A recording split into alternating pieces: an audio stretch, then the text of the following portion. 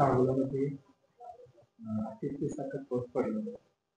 या पावसामध्ये सुद्धा शेतकरी सध्या शेतीवर मोठं संकट आलं.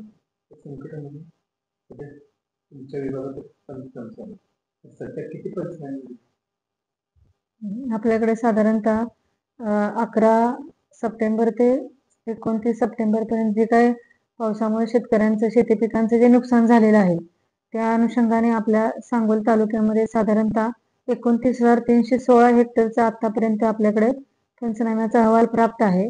सदर पंचनामा हा तलाठी, सहाय्यक कृषी अधिकारी आणि ग्राम कृषी अधिकारी ग्रामसेवक हे तिघं मिळून करत आहेत.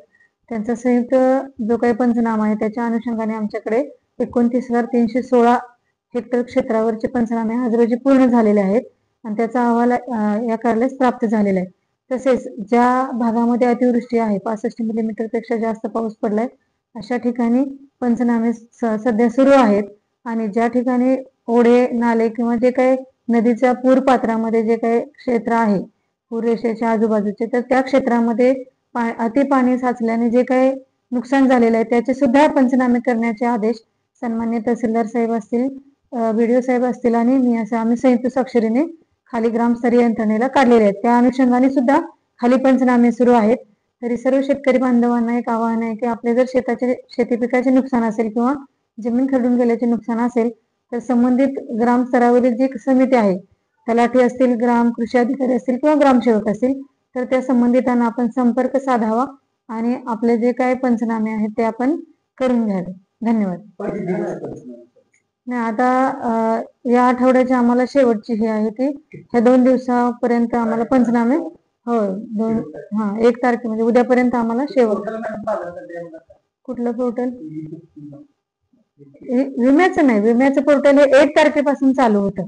विमा पोर्टल हे 1 तारखेनंतर ओपन होतं. उद्यापासून ओपन होईल. ते आता रब्बीला झालं. खरीपच्या मुदत संपलेली आहे. खरीपची मुदत ऑलरेडी संपलेली आहे. विम्याचं खरीपचं पोर्टलची मुदत साधारणतः 31 जुलै पर्यंत होती. ती पूर्ण झालेली आहे. त्याचा काही विषय पंचनाम्यामध्ये प्राधान्याने आपल्याकडे मका पीक मेजर आहे, डाळिंब आहे, भाजीपाला आहे, जे काही फुल पिकांचं जे काही नुकसान झालं ते आहे.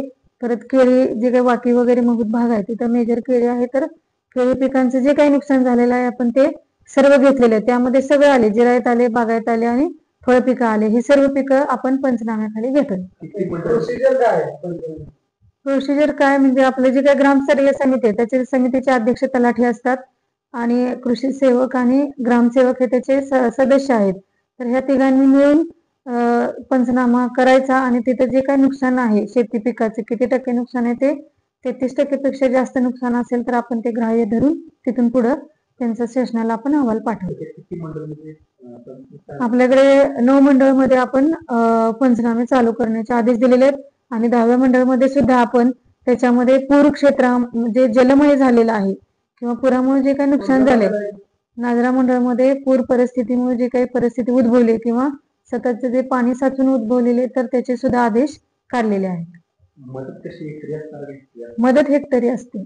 सध्या जो शासन निर्णय आहे त्यानुसार हेक्टरी मदत NDRF प्रमाणे आहे, परंतु अजून राज्य शासनाने पुढील निर्णय काही जाहीर केलेले नाहीत. ते आम्ही तसंच तुम्हाला सूचना देऊ शकत नाही. स्वरूप आता सध्या जे काही NDRF चे नॉर्म आहे त्याप्रमाणे हेक्टरी फळ पिकाला 22,500 आहे. आपले जिरायत पीक आहे त्याला 8,500 रुपये आहे आणि जी बागायत पीक आहे त्याला 17,000 रुपये हेक्टरी आपले नॉर्म आहेत.